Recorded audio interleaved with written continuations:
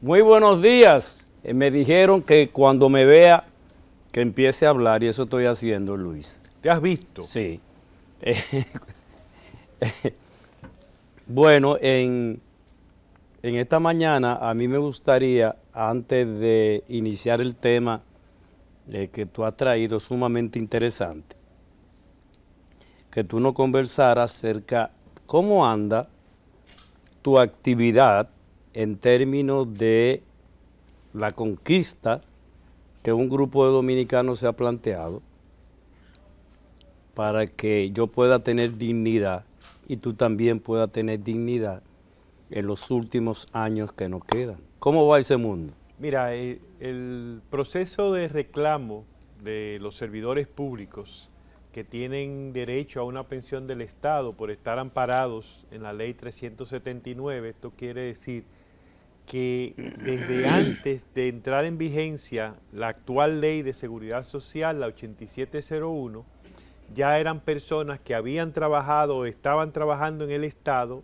y estaban amparados por la ley de pensiones del Estado. Esto quiere decir que tenían un derecho adquirido para cuando tuvieran la edad necesaria y la antigüedad necesaria obtener la pensión que esta ley les establece. Sin embargo, por algunos criterios, esta ley se violenta este derecho y perdemos el derecho a obtener la pensión que nos corresponde. Y esa es la lucha que estamos llevando. Recientemente en varios medios de comunicación comentaron que el gobierno ha dado cerca de 52,000 pensiones en estos 2 años y eso lo saludamos. Muchas de esas pensiones son pensiones extraordinarias, pensiones especiales que otorga el presidente por facultades que le da la misma ley 379. Incluyendo los sindicalistas. Sí, ahí se han colado algunas personas. Nosotros tenemos una posición de que todas esas pensiones, siempre que las personas las necesiten, son válidas, son justas. Ya le toca a los órganos del gobierno verificar que realmente esas pensiones se justifican. Sin embargo, nuestro reclamo va más allá y hemos publicado un artículo en donde decíamos, bueno, ¿y las pensiones de los servidores públicos para cuándo?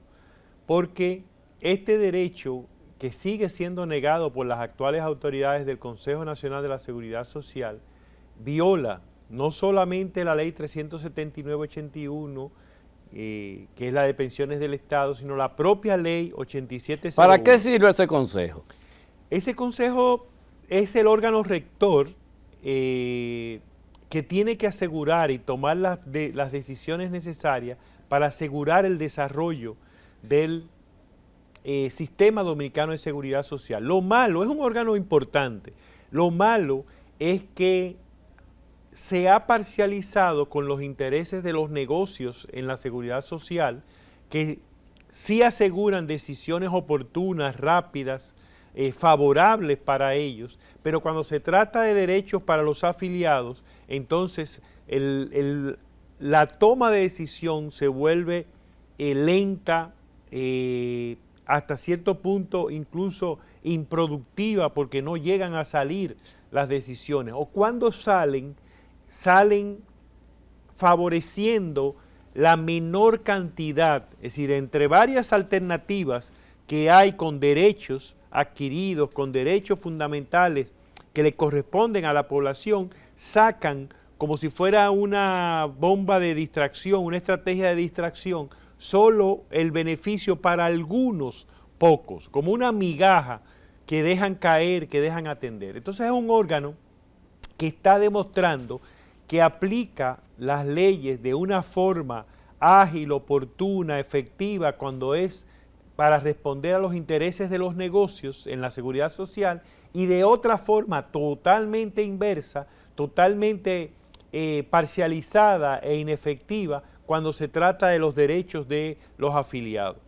Y esa es la situación que tenemos. Esperamos ahora que con los argumentos, con la actitud de la DIDA, la Dirección de Información y Defensa de los Afiliados, que ha tomado una actitud favorable en la defensa de los derechos de los servidores públicos, pues podamos encontrar solución.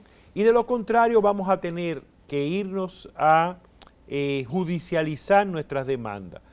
Teníamos la esperanza de que con argumentos, con las opiniones públicas que hemos hecho, íbamos a poder ganar el que el Consejo Nacional de la Seguridad Social tomara las resoluciones correspondientes para reconocer nuestros derechos, pero no ha sido así. Lo que hemos obtenido es un silencio. El Consejo no nos ha contestado ni una sola de las comunicaciones que hemos enviado reclamando los derechos. ¿Qué pasa cuando pasa lo contrario, cuando son los empresarios que mandan una comunicación? No, los negocios en la seguridad social, entiéndase las ARS y las AFP, tienen una predisposición positiva en las autoridades, al punto tal que en las demandas en que se han hecho a las AFP, los abogados de estos organismos, entiéndase la Superintendencia de Pensiones, los abogados del Consejo de la Seguridad Social, de la Gerencia de la Seguridad Social, o sea, lo del gobierno, participan del lado de las AFP, no del lado de los afiliados. No, pues eso no puede ser, Luis. Participan como parte de la barra de defensa de los intereses de las AFP. Luis, pero lo que tú estás diciendo es criminal. Peor, en la página de la CIPEN. ¿Qué es la CIPEN? La Superintendencia de Pensiones. Yo pasé por la vergüenza de descargar todas las resoluciones, todas las sentencias de los tribunales que ellos tienen colgadas en su página, creyendo que era el universo completo de sentencias y que ahí estaban las que favorecían a los afiliados. Pues no, ahí están solamente las sentencias que favorecen a las AFP.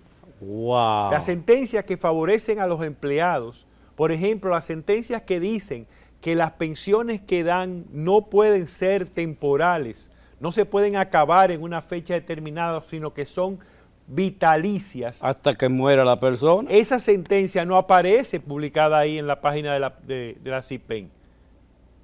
Y deberían estar ahí, deberían ellos estar propugnando porque se cambien las resoluciones de manera tal que se acoja esa sentencia que han dado los tribunales. Pero son sobornados esa gente. No tengo la prueba, pero se supone que debe haber algún tipo de incentivo que les lleve a ellos a incumplir una responsabilidad que es del Estado, porque el Estado es el garante de los derechos fundamentales. Si ellos son funcionarios públicos, ellos son corresponsables, porque ellos están ahí para hacer cumplir las responsabilidades del Estado y las leyes. Entonces, si las leyes nos dan la razón, hay contradicción. ¿Pero y quién supervisa a esos abogados? Bueno, ellos tienen distintos niveles de supervisión, No, pero increíble. Realmente hay una dejadez, hay mucho por hacer. Hay un artículo en la Constitución, el artículo 74, en su numeral 4, dice que cuando hay contradicciones entre las legislaciones, las autoridades tienen el deber de escoger la que más favorezca al derecho del titular. Es decir, que si hay un artículo que nos dice que tenemos derecho a permanecer en el sistema de reparto de los servidores públicos amparados por la ley 379/81, y hay un artículo que dice que si pasamos a una AFP no podemos volver al sistema de reparto, la Constitución manda a que se verifique en esa contradicción cuál es el artículo o la legislación que más favorece a los servidores públicos y que se aplique eso. Sin embargo, el Consejo Nacional de la Seguridad Social ignora ese mandato y nos excluye. Pero también en dos sentencias, el mismo Consejo Nacional de la Seguridad Social y la Superintendencia de Pensiones han dicho que el proceso de afiliación se hizo con desinformación, desorientación y traspasos automáticos. Es decir, que no se cumplió el debido proceso, que la afiliación a las AFP fue un proceso amañado, basado en desinformaciones, en mentiras, en ofrecimientos que eran irreales. Es decir, que ese párrafo, ese impedimento a volver al sistema de reparto debería ser inhabilitado por el Consejo Nacional de la Seguridad Social. Luis, dime una cosa. ¿Cuál es la afección económica que le produce a los empresarios una real y efectiva distribución de los bienes que se colectan en estos procesos? Mira, lo que pasa es que nuestros empresarios de la seguridad social son angurriosos, tienen una ambición desmedida. Wow. Y entonces no se conforman con lo que le corresponde del pastel, sino que se las arreglan para lograr que en las resoluciones, que en los reglamentos, que hasta en las mismas leyes, porque las leyes que han modificado la ley 8701, en su gran mayoría han sido para beneficiar al sector empresarial que participa en la seguridad social. Lo último, la ley 1320, que fue aprobada en el año 2020, se suponía que uno de los cambios iba a implicar que las AFP iban a bajar, disminuir sus ganancias. Sin embargo, aunque se advirtió que la decisión que estaban tomando era incorrecta, el resultado ha sido que ha aumentado. Que a partir de esa modificación que tenía la intención de disminuir las ganancias de las AFP, el resultado es que han subido en proporciones inmensas. Entonces, esa angurria de nuestros empresarios insertados en la seguridad social a través de la AFP y de las ARS hace que ellos busquen todas las formas de ganar. En el caso de los servidores públicos, cada año que ellos logran retener a los servidores públicos que deberían pasar a reparto, lo logran retener dentro de las AFP, ellos están ganando un 1.10% del monto que todos esos servidores públicos tienen en sus fondos. Millones de millones. Millones de pesos. Entonces, es un sistema perverso y tenemos una administración que ignora los derechos de los afiliados. ¿La pasada o esta? Todas, porque entendíamos que las pasadas eran las que estaban en esa línea de componendas, de servilismo, de afección de los afiliados, pero realmente esta ha tomado la misma línea. Continuidad. Y ya no podemos decir que solamente era el pasado, tenemos que incluir las actuales autoridades. Pero cuando uno hace la siguiente comparación, Luis, quizás me voy a otro extremo, del atracador que anda en un motor o que anda a pie, que le quita los bienes a alguien, ¿puede ser comparado con esos empresarios que le quitan el dinero a la gente? Yo creo que sí, peor, porque hemos llegado a tal nivel de atraco que tenemos desde los años, antes del año 50, tenemos aquí una ley de que todos los vehículos de motor para transitar deben tener un seguro obligatorio que cubre los daños ocasionados, incluyendo los tratamientos, las atenciones a los daños sufridos. A las personas, los gastos médicos ocasionados a personas. Sin embargo, la Seguridad Social ha asumido esos gastos. Y se están desviando miles de millones de pesos. Yo no sabía ese dato, sí, interesante. Se creó un fondo para eso. Y yo me pregunto, ¿y lo que está contemplado en la prima que cada uno de nosotros paga por el seguro de su vehículo? La parte que corresponde a esos gastos médicos, ¿qué pasa con eso? ¿Se las ahorran las aseguradoras? ¡Wow! Y mientras lo estamos pagando de la Seguridad Social, en un recurso que debería estarse aplicando a las atenciones médicas de los afiliados, que no están cubiertas por otra ley. No, pero yo quiero que tú me amplíes eso de los seguros de vehículos cuando regresemos.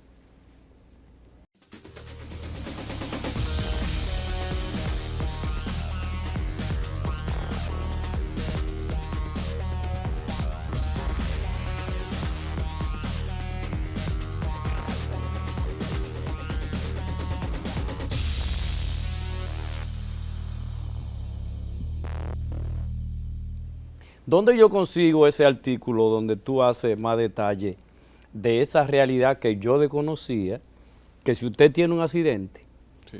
quien tiene que cubrirle los gastos médicos es el seguro que usted paga, porque hay unas pólizas que lo establecen, Sí. pero ahí no mandan entonces que sea uno mismo o el Estado que pague eso? Explícanos esa. El artículo lo pueden conseguir en acento.com, en la sección de opiniones, buscan mi nombre, Luis Holguín Vera, y ahí van a encontrar una lista de todos los artículos que hemos publicado sobre la seguridad social en acento.com.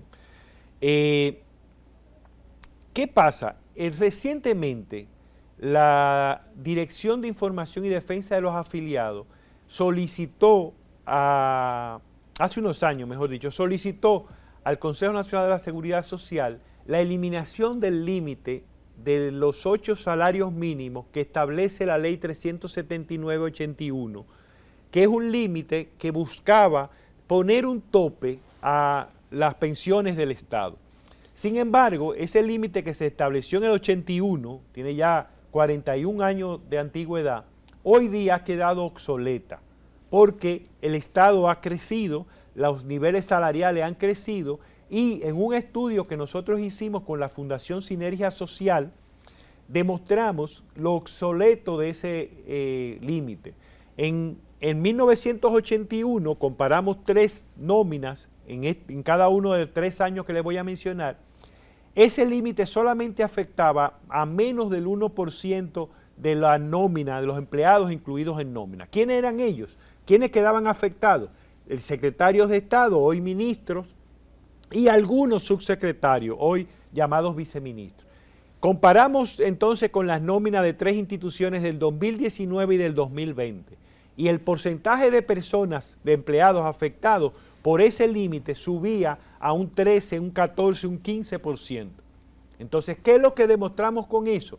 Que el límite ya no afecta solamente al tope, al top, a los más altos salarios de la institución, sino que afecta también a funcionarios medios, a funcionarios técnicos de alto nivel que también ven sus pensiones afectadas. Entonces la DIDA solicitó al Consejo que eliminara que modificara esa disposición.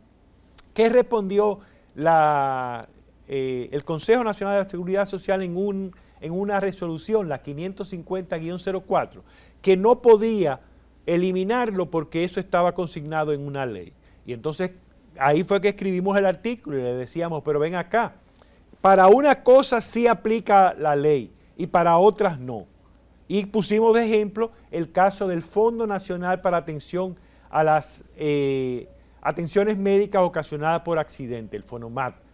¿Qué ocurrió ahí? Tenemos una ley desde 1946 que establece que cada vehículo de motor obligatoriamente tiene que tener un seguro contra accidentes. Ajá. Y es un seguro obligatorio. Ajá. Y esa ley establece que ese seguro no solamente...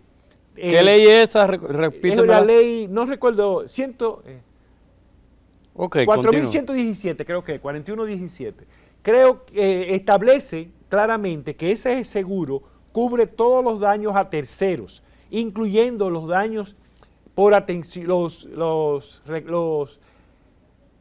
atenciones médicas que sean ocasionadas por el accidente. Lo establece la ley. Para la persona que yo choqué. Exacto, que salieron afectadas. Pero ¿y para mí? Sí, okay. También, todas las personas que quedaron afectadas por el accidente. Perfecto. Pero ¿qué pasa? Que la misma ley 8701, la actual ley de seguridad social, excluye, en el artículo 119, excluye las atenciones por accidente de tránsito. ¡Qué desgracia! Es decir, que el artículo 119 directamente, explícitamente dice que la seguridad social, el seguro de salud, no cubrirá las atenciones que sean ocasionadas por accidente de tránsito porque están cubiertas por esa ley.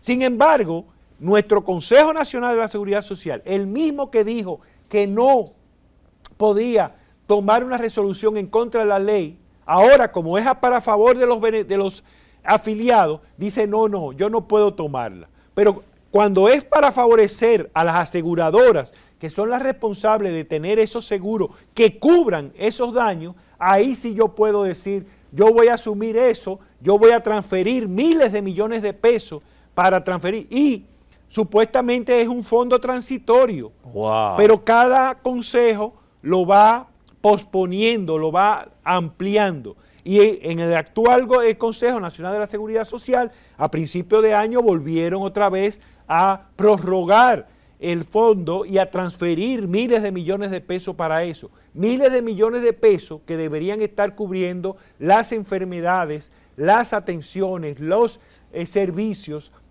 las cuotas para los médicos, las cuotas para el personal que presta servicio en los sistemas de salud. Wow, todo qué eso, vergüenza. todo eso se ve afectado por una decisión que busca beneficiar a unos empresarios, en este caso a las aseguradoras de los vehículos, los seguros de los vehículos. Pero son los mismos. Claro. Es la misma gente. Pero no somos los mismos los afiliados.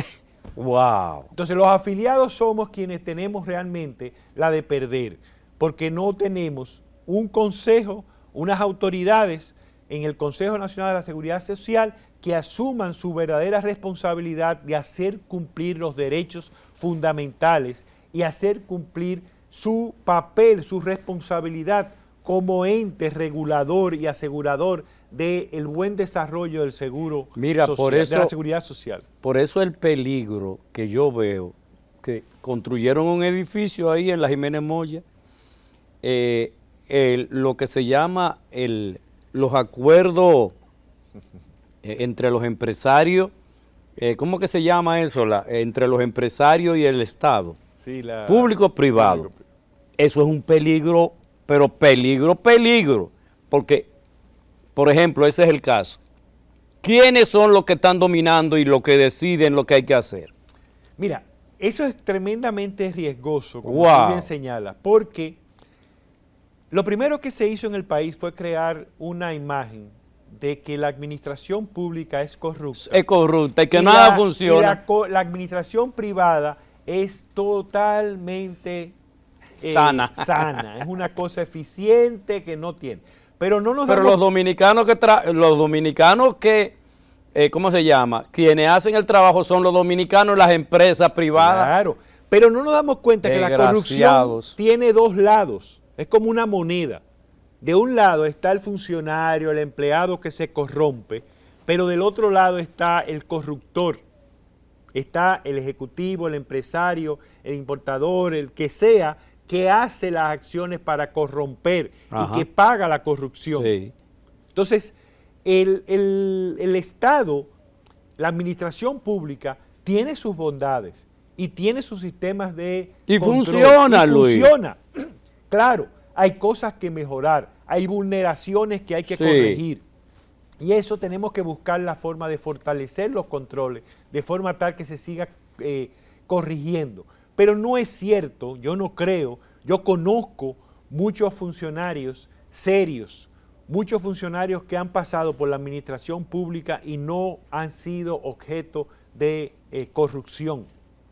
Y creo que la alianza público-privada puede darse, pero no en el ambiente de angurria, en el ambiente de acumulación que tienen los gobiernos, de colonialismo. Diablo, que nosotros tenemos. Muchos de nuestros empresarios se han quedado en la Edad Media, en esa idea de apropiarse de todo, del botín del Estado. Muchos de nuestros empresarios se han acomodado en seguir extrayendo eso que tiene el Estado que pueda ser beneficioso para ellos, no para hacerlo mejor que el Estado, no para garantizar los servicios, no, para apropiarse de eso y lograr acumular y lograr legislaciones y regulaciones que le blinden su operación. Si fuera para dar un mejor servicio, para que la población tenga mayor satisfacción, para que sea más económico, para que duremos más los dominicanos, todos aprobaríamos esas alianzas. Pero cuando es para yo adueñarme de un sector que es un monopolio, para yo tener un negocio obligado, cautivo, con ganancias aseguradas. Y hacer monopolio también. Esos contratos que tenemos nosotros, que paga el pueblo dominicano, para que hay que pagarle a generadores aunque estén apagados. Eso es una vergüenza. ¿Y cómo puede el sector privado ser parte de eso si son tan eficientes, si son tan éticos? Así es, que lo único que funciona en el país es el sector privado. Al parecer. No han vendido de que el Estado no funciona, pero ellos se sirven del Estado. Claro. Entonces, yo no sé, Luis, esa construcción que los empresarios dominicanos tienen en función del desarrollo social, porque los empresarios en otros países reales contribuyen al desarrollo social de su país. Es que debería haber una relación una alianza, porque en la medida en que el pueblo prospera, en la medida en que el pueblo tiene mayor satisfacción, hay mayor consumo. Aquí no tenemos esa visión. No. Aquí hay empresarios que cuestionan, por ejemplo, que instituciones como el Infotep invierta recursos en formar electricistas, personas para hacer trabajar en salones de belleza, porque para ellos ese personal no va a ir a trabajar con ellos, entonces no debería ser objeto de formación, porque el Infotep está mayormente para producir los técnicos que el sistema productivo necesita. Sin embargo, no se dan cuenta de que esa persona que monta un salón, que trabaja en un salón, está consumiendo productos que elaboran nuestras empresas. El champú, toda esa química, todos esos elementos, la energía, los equipos, todo eso es una empresa que lo hace. Y es un consumo que dinamiza las empresas comerciales, las empresas nacionales. Entonces es una dinámica, es una relación poco eficiente la que se da entre la empresa y el desarrollo social, el desarrollo de la población.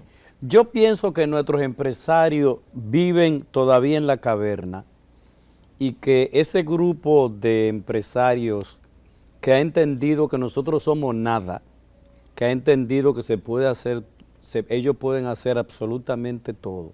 Fíjate, en lo último que salió el dueño de la lechera, que dijo que bueno, que cada empresa decida por voluntad propia aumentar el sueldo a la gente en una canasta familiar que está por los 60,000 pesos, para tú poderte alimentar y alimentar tu familia. Tú necesitas un promedio de eso, pero ¿cuál es el salario mínimo de República Dominicana? Tenemos que sé yo cuántos salarios mínimos, 14, 20 salarios mínimos. Le complican la vida a la clase media, ¿verdad? Con el asunto ahora de la doméstica. O sea, ¿hacia dónde vamos? ¿Qué es lo que vamos a hacer con relación a estas peticiones tan, yo no sé, Luis?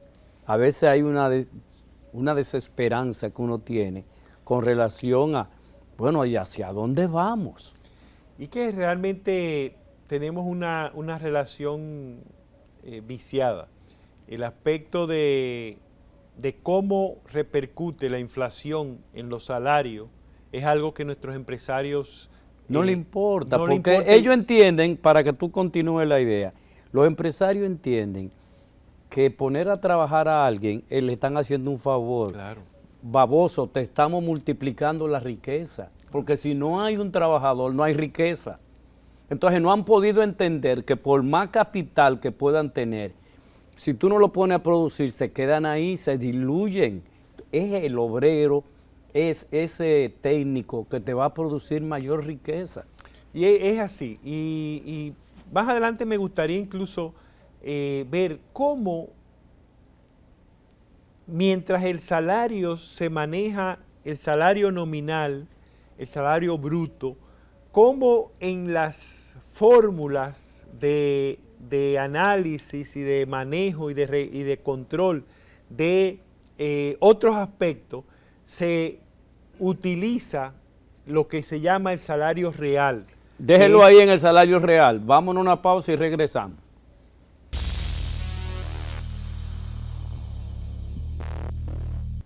Continuamos aquí en Lo que pasó, conversando con Luis Holguín Veras Martínez, con quien teníamos pautado un tema. Eso ocurre muy a menudo. Pero resulta que no, porque este es sumamente interesante, porque tiene que ver con nuestra vida, con la cotidianidad, Luis, con la productividad de 8 horas que hace mucha gente. Y con la satisfacción de la gente.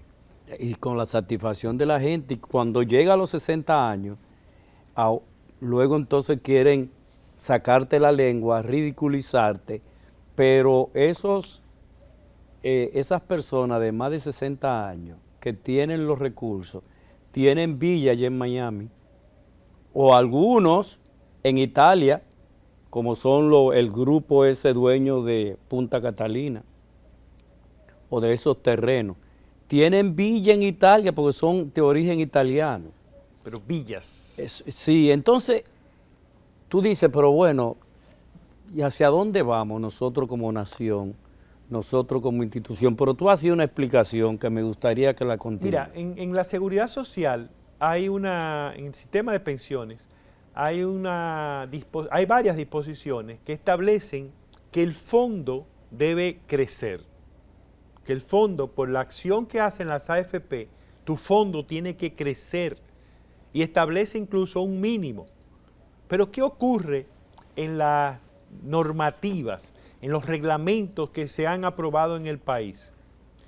Mientras a ti se te incrementa tu fondo en base a lo que ellos llaman la rentabilidad nominal, que es el porcentaje que le incrementan a tu fondo. A la hora de calcular el límite mínimo que debe garantizar la AFP, la fórmula que utilizan no es sobre la base del salario, de la rentabilidad nominal. No es el monto que tú tienes más el porcentaje, no. A la hora de calcular, de establecer ese mínimo que lo establece la Superintendencia de Pensiones, se analizan los 12 anteriores meses de rentabilidad, el índice, el porcentaje de todos esos meses, pero no se usa la rentabilidad nominal que le aplican a cada afiliado, sino se usa la rentabilidad real. ¿Cuál es la rentabilidad real? Que al monto de la rentabilidad nominal se le descuenta el porcentaje de inflación. Wow. Y entonces ya el monto está disminuido en la inflación que ha habido. Ejemplarízame eso. Bueno, imagínate que el porcentaje de incremento de la rentabilidad lograda en este periodo fue de 10%. Pues a tu fondo se le aplica un 10% y ese es la rentabilidad que tuvo tu fondo personal como afiliado en este periodo. A la hora de calcular la rentabilidad mínima que debe garantizar la AFP, a ese monto se le descuenta la inflación. Si fue un 5% la inflación, pues se le descuenta un 5%, ya el fondo, la rentabilidad mínima va quedando en 5. Pero aparte de eso, la ley establece que se le va a descontar un 2%. Es decir, que de 10 que quedó en 5, se le va a descontar un 2. Wow. Y la rentabilidad mínima que que debe garantizar la AFP es apenas un 2%. Por eso hemos tenido casos, yo analicé los primeros 240 meses en donde se establecieron la rentabilidad mínima, hubo 22 valores negativos. Es decir, que el porcentaje que supuestamente debe garantizar una rentabilidad, un crecimiento, la AFP, en 22 meses, ese monto, ese límite en que debe crecer tu fondo era negativo. Decreció. Lo cual es una contradicción, pero es una contradicción fruto a favor de las fórmulas, de las decisiones, de las legislaciones que se aseguran estas empresas, estos negocios insertados en la seguridad social para obtener las mayores ganancias, las mayores facilidades, para explotar el sistema. Entonces, ¿qué es lo que tenemos? Un sistema que establece unas garantías, unas regulaciones, unas bases que aseguren las ganancias de las AFP mientras no les asegura los derechos a las personas afiliadas. Entonces, o sea, con los salarios debería pasar lo mismo. Deberían aplicarse no un salario nominal, sino tomarse en cuenta el salario real. ¿Qué representa que tú estés ganando 20,000 pesos, 15,000 pesos, 10,000 pesos con respecto a cómo te afecta la inflación? Y por eso se habla, por ejemplo, en el caso de las pensiones, de que las pensiones tienen que indexarse periódicamente en base a la inflación para mantener un poder adquisitivo que sea acorde con la realidad económica. Con la realidad. Esa es la realidad. O sea que lo que nosotros estamos viviendo, de nuevo, es el engaño, con relación, sube la inflación, no suben los salarios, entonces tú vas perdiendo poder adquisitivo, tú vas afectando tu calidad de vida. Wow. Porque cada vez tú puedes comprar menos cosas, tú puedes pagar menos cosas con el ingreso estático que tienes. Cuando el presidente, el empresariado pide que se haga un aumento voluntario, está buscando elevar ese poder adquisitivo porque el consumo se le está cayendo. Ah, en ese sentido. No es para favorecer, no es para mejorar la calidad de vida, es para incrementar el consumo que está en el suelo. Porque no hay valor adquisitivo. No hay. Wow, entonces eso no es de que yo bondadoso estoy exhortando a que mis compañeros empresarios aumenten el salario. No, es que nos está vendiendo. Es que nos está faltando recursos para que se mantenga ese nivel de consumo que es el que mueve la economía, pero que no somos capaces de ver en la ecuación incluir la calidad de vida de nuestra población. Pero yo a veces me pregunto, de manera ilusoria, Luis, ¿pero estos empresarios son educados? Estos empresarios y los sustitutos de ellos, que son los hijos y los nietos, son personas que mandan a la Francia, a España, a formarse. Pero y esta mentalidad de la caverna, esta mentalidad de la Edad Media. Mira, yo he llegado a la conclusión de que uno de los principales problemas que tenemos en el país es que la población nuestra es una población muy sumisa. Definitivamente muy que alienada. Sí. Definitivamente que sí. Que ese es un fenómeno que hay que estudiar, sí, pero muy, muy centrado, sociólogos, psicólogos, psiquiatras inclusive, o sea, antropólogos. ¿Qué es lo que nos ha pasado a nosotros? Que somos un país, primero, extremadamente conservador.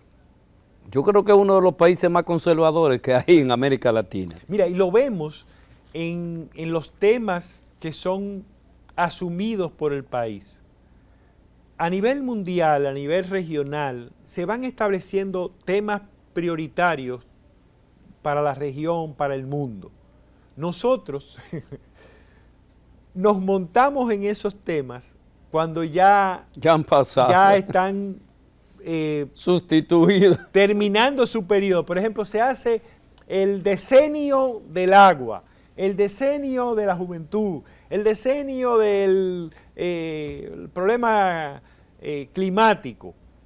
Y cuando tú vienes a ver, nosotros nos montamos en el tema ya cuando está en declive, cuando está terminando, porque tenemos una actitud de no contemplar, de no cuidar, de no asumir con responsabilidad las cosas oportunamente. Yo no sé si es, a veces yo digo, pero bueno, desde el punto de vista de lo que es geográficamente nuestra ubicación, que somos una isla, aparentemente no conectamos con la dinámica del mundo, pero también me respondo de que este grupo de empresarios entienden que ellos son los predestinados que llegaron a esta isla para tenerlo todo, a cambio de la miseria de 11 millones de dominicanos. Tú tomas, por ejemplo, excúsame Luis, tú tomas los barrios marginados y la pobreza en República Dominicana. Se ha calculado la pobreza en República Dominicana real, sin el engaño de que soy clase media. O sea, ¿dónde hablamos y cómo? ¿Cuáles son los criterios para determinar la clase media? ¿Y cuáles son los criterios de la pobreza? Eso invento de Juan Bosch, de que clase media baja, todo ese tipo de cosas, son inventos. O sea, usted es o no es. Entonces, cuando tú mides la pobreza, y yo siempre repito lo mismo, se ve el progreso de República Dominicana aquí en la capital. O sea, aquí en la capital y probablemente en Santiago. Probablemente en Santiago. El polígono central es el desarrollo de la nación, pero cruza después de la Máximo Gómez, cruza después de la Luperón, para que tú veas realmente un pueblo que tiene 70 años pasando exactamente lo mismo.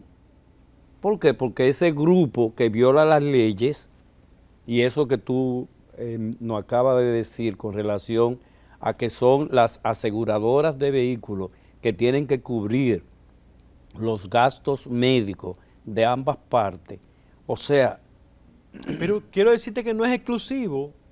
El Consejo Nacional de Seguridad Social ha tomado muchísimos aspectos, decisiones que van contrarias a leyes y a la misma ley 8701. Wow. Por eso decimos que es una... Pues de eso debe abolirse. Sí. Eso debe abolirse porque eso no, eso es... Pero si nos vamos a los aspectos legales, tendríamos que, se llegaría hasta abolir la misma ley 8701. Porque ciertamente hay grandes pasos de avance. Que la ley 8701... es la ley actual del actual sistema dominicano de seguridad social. Es cierto que tenemos grandes avances.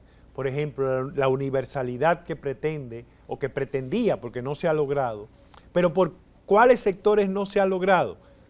Esos que representan los huesos, esos que representan los altos costos, las grandes inversiones, que significa entonces menos ganancia. Esos difíciles de implementar son los que se han quedado excluidos.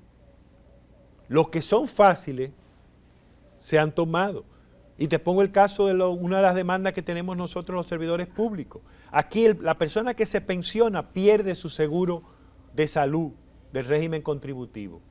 ¿Pero por qué lo pierde? Porque las ARS no quieren al viejito, quieren al joven, al trabajador, al afiliado joven, que no se enferma, que no compra medicamentos, que no usa los servicios. Y que paga su seguro regularmente. Obligatoriamente tiene que pagarlo. Obligatoriamente. Entonces, el pensionado, aunque pague obligatoriamente, aunque le lleguen a descontar el seguro, consume mucho medicamento, va mucho al médico, se enferma mucho. Un jodido viejo. Es viejo, tiene un deterioro natural. A ese no. Pero el Consejo Nacional de Seguridad Social, oigan, la ley lo manda a que el Consejo establezca el porcentaje con el que los pensionados van a pagar, a contribuir al seguro de salud. Sin embargo, el Consejo no ha tomado esa decisión y por eso los pensionados no tienen el seguro que le corresponde. ¿Cuál sería el aprendizaje que nosotros, o que tú básicamente le dejas a nuestros televidentes el día de hoy, porque ya concluimos el programa? Yo creo que básicamente tenemos nosotros los dominicanos que entender que tenemos que tomar responsabilidad por nuestros derechos y tenemos que aprender a demandar con asertividad, sin ofender, sin dañar, pero demandar el cumplimiento de nuestros derechos. Así es. Bueno, terminamos por hoy. Mañana nos encontramos de nuevo aquí en Lo que Pasó. Gracias, señor Luis Holguín Veras Martínez, por darnos todas esas informaciones del día de hoy. Buenos días.